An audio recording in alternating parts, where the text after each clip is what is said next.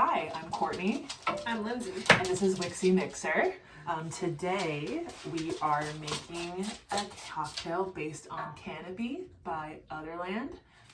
This candle is really lovely. It is, the notes are California fig and ivy and dewy greens. So it really evokes a feeling of like being at like brunch with all your friends after COVID's over. You're slamming back drink after drink underneath a vine-covered pergola. Sun is shining. You might be near the beach. You might be with, you might be getting sunburned. I don't know, but it's sunny. It's nice. And so that is what we tried to create with this cocktail, which Lindsay already made me one of. So I'm going to sip on it while she talks about the ingredients. She gets the fun part. I do get the fun part. I'm not the mixologist. She's the mixologist. So we started with King Street vodka. One of the reasons we chose this is obviously the bottle's amazing, but also it is a woman-led company, and that is super important to us as this is a woman-led company.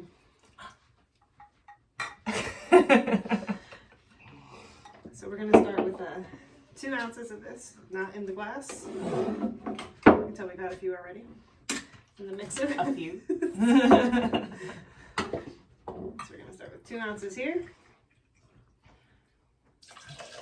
Now this vodka is proof down with alkaline water, which keeps it really smooth, and also it has like kind of a note of vanilla to it, which lends really nicely to the fig. So because Canopy is such a delicate smelling candle, we went with really delicate flavors, and we'll get into that in a minute. But next we're going to put in our rosemary syrup. The rosemary we actually grow right outside our house here. It's so cute. Now we made this syrup a few days ago, so the rosemary has been sitting in there. And we noticed that, like, at least I noticed when we made this drink a few days ago, the rosemary then was not as strong. Today it comes out a lot stronger. So if you want a heavy rosemary flavor, maybe make your syrup a few days in advance. And let it spray just kind of sit in there for a couple days. It'll really bring the flavors out. And next we're going to go to our fig preserve. We did have to use preserves because we're in New Jersey in December and we can't get figs. No figs. So we went with the next Sorry, there's just no figs here. There is, just not in December. Where do figs grow in New Jersey? Who grows figs? On trees.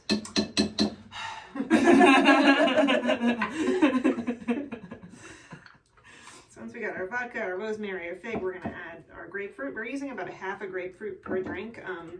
I can't emphasize enough how important it is to use fresh citrus. I know we've written it everywhere we possibly can because we believe in it that much. Fresh only. Fresh. Just fresh. Fresh only. And if you cannot get fresh citrus juice, we know that's like a privileged thing. Store-bought. I'm going to invoke Ina Garten. Store-bought is fine. But fresh is going to be way better. Plus, you'll need the peel if you want to do the cool flamey thing. Oh, the cool flamey thing. Lindsay's a firebender. Did you know that? It's my second occupation. Next to bartending. It's on my resume. Mine too.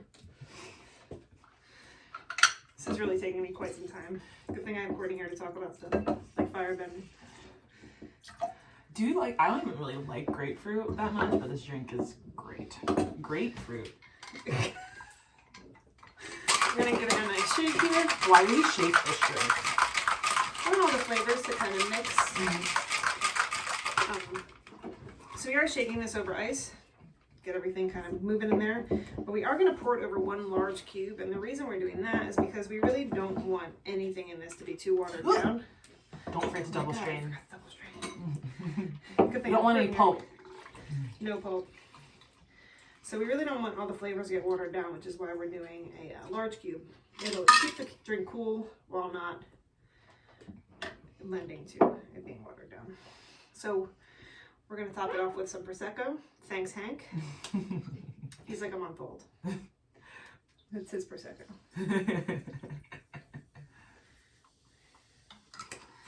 Then we're going to do the cool flamey thing we're talking about now. So you get your grapefruit peel. You want to make sure that you have the pith, like enough of the white stuff on the bottom here. Give it a little fold. We're going to heat it up just a bit here. And then we're gonna give it a twist. And it's not working, of course, because we're doing it live. There we go, we got a little flame there. So we got a little more here. This is terrible. All right, well, that's good enough. And why do you do that? What does that do to the... It releases the oils in the citrus. Oh, cheers.